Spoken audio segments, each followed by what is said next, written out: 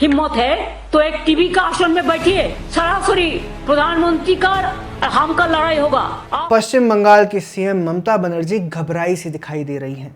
TV पर देश के प्रधानमंत्री से लड़ाई की बात कर रही हैं। पीएम नरेंद्र मोदी पर बहुत ही निजी और आपत्तिजनक हमले करते दिखाई दे रही हैं। Why you are not giving Sindoor to your Mrs. first? मुख्यमंत्री ममता बनर्जी अगर इतनी घबराहट में हैं, इतनी डरी हुई दिखाई दे रही हैं, तो इसका अर्थ ये है कि शायद उन्हें अब अपनी ज़मीन खिसकने का एहसास हो गया है। पीएम मोदी ने अपनी अलीपुरद्वार की रैली में जो मुद्दे उठाए हैं और जिस तरह का समर्थन ज़मीन पर बीजेपी के लिए दिखाई दे रहा है, उसके बाद वे हताशा में इस तरह की बयानबाजी कर रही हैं। पीएम मोदी ने रैली में हिंदू विरोधी मुर्शिदाबाद दंगों का मामला भी उठाया।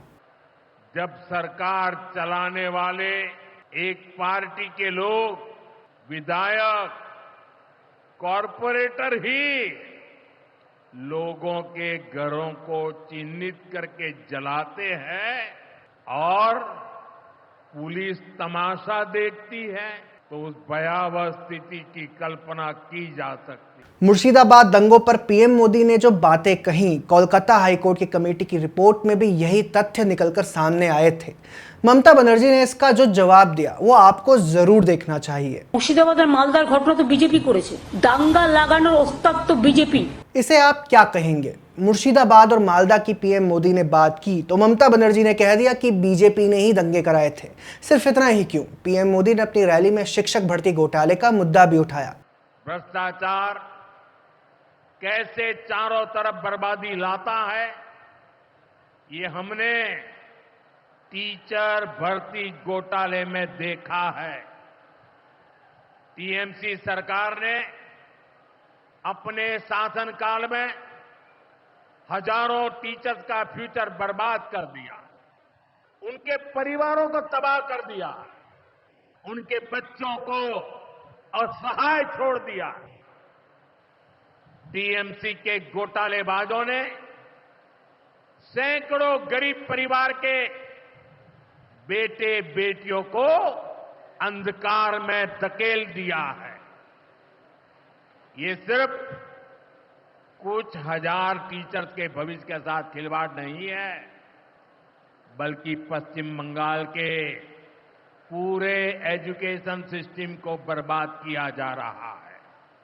मुर्शिदाबाद मालदा के बाद भ्रष्टाचार पर सीएम ममता बनर्जी ने जो जवाब दिया वो और भी ज्यादा मजेदार है। आप देखिए। आज आप एसएससी का टीचर देखो, बात करते हैं कोर्ट केस कौन किया है, सीपीएम और बीजेपी किया है। देखा आपने, एसएससी स्कैम को डिफेंड करने के लिए सीएम ममता बनर्जी कहती हैं कि अरे कोर्ट में केस किसने किया था।